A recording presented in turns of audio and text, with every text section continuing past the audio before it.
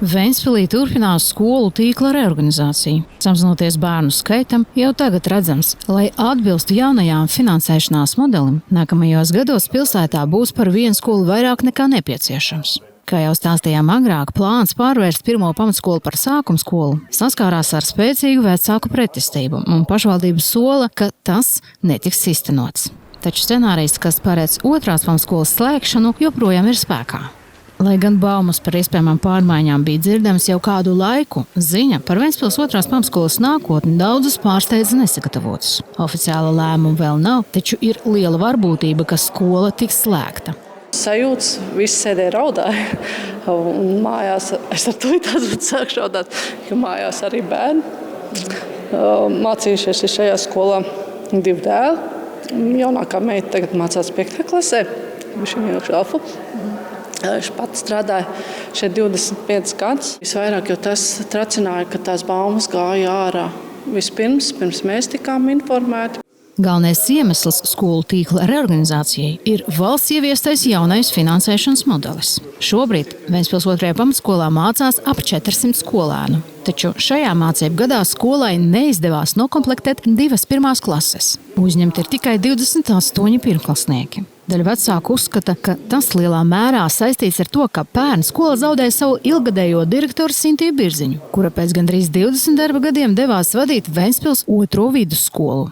Situācija, kurā skola nonākusi, varbūt arī teikt, ka tā ir domas, varbūt neizdarība. Aprīlī aizgāja skolas direktori projām, kas, teiksim tā, no vecāku puses bija cienīti šajā skolā, un visi tika to labāko varam teikt, bet tā ir domas atkal izvēle, teiksim, virzīt viņu uz otro vidusskolu, tā kā kaut kur jau šīs te runas par otrās vidusskolas un pamatskolas to saplūšanu jau gāja, un līdz ar to tas rezultāts mums atspoguļojas 1. klasē, ka mēs nevaram nokomplektēt. Šobrīd tiek izstrādāts projekts, kas paredz pielāgot Ventspils 6. vidusskolas ēku mācību vajadzībām bērniem ar īpašu atbalstu. Pašlaik otrajā pamatskolā šādu skolēnu ir aptuveni 70, un pēc projekta īstenošanas viņi turpinās mācības 6. vidusskolā. Tas rajons, viņš ir ļoti mīļš, zaļš, te tas futbolaukums, parks, jūra. Te ir tāds, nav tas mašīnas, it kā daudz, jo 6. vidusskola tur apkārt ir benzīna smakabus, jo autos, tad te ceļš te. Vecāko klašu bērni gribētu palikt savā skolā un savā klasē. Viņi ļoti, ļoti par to pārdzīvo un viņi negrib mainīt, it sevišķi 8. un 9. klasē. Skolas slēgšana vai apvienošana šobrīd notiek ne tikai Ventspilī. Visā Latvijā samazinās bērnu skaits, ģimenes aizbrauc un cilvēki nav droši par rītdienu. Ir daži vecāki, kuri ir ļoti neapmierināti, viņi meklē vainīgos. Vainīga šeit nav. Vainīga ir demogrāfija mūsu valstī. Ja? Tā skaitā mūsu pilsēta jau nav izņēmums. Mums lielu robu iegrieza ostas reforma tā saucamā, ja? Kas ilgst jau 6 gadus un nav beigusies.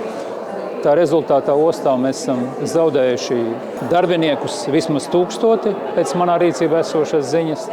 Reizināt ar 3, tie ir 3000 ventspilnieki, liela daļa no viņiem ir aizbraukusi, no tā arī sekas. Man ir liels kauns, ka tas notiek šeit, un notiek Ventspilī. Ne pirmā skola, kas šobrīd iet tam cauri. Manuprāt, šobrīd vecāki ir tādā muļķu situācijā, un tas ir no pilsētas skatu punkta, tas ir tāds spļāviens sejā vecākiem. Ja?